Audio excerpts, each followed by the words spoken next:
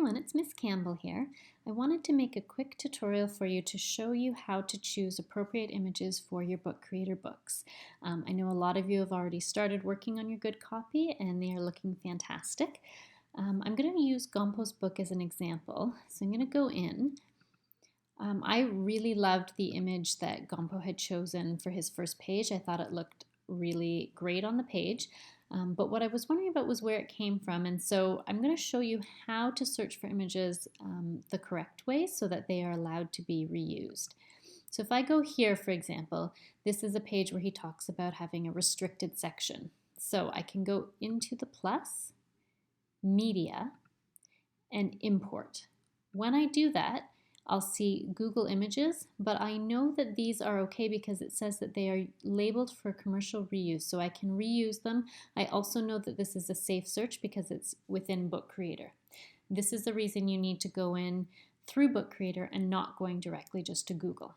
So I'm going to type in restricted, and I'm going to see what comes up. What's really neat about this too is that I can also at the top filter for clip art drawings, and those ones are great because they don't have a background and it will sit really nice in your book.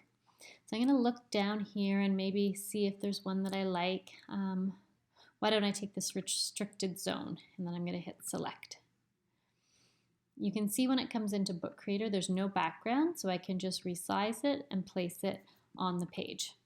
Another option, if you don't see any photos through there that you like, is going to pixabay.com.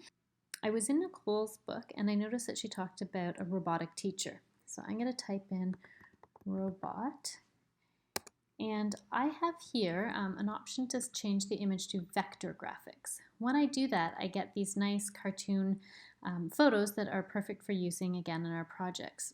And you can scroll down here and see if there's one that maybe, oh, I really like. You click on it, it will bring it up, and you click this free download.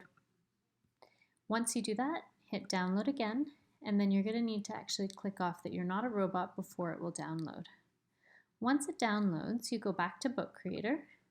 So here I am now in Nicole's book, and I see that she's talking about her robotic teacher. So I'm going to go into the plus, into media, import again where we've been before, but this time instead of the Google Images, I'm going to go to File, and I'll go to the download page on my computer, find it, it'll be the first one at the top, and then it will import it in. And again, you can see there's no background, so you just have to resize it and you can put it on the page.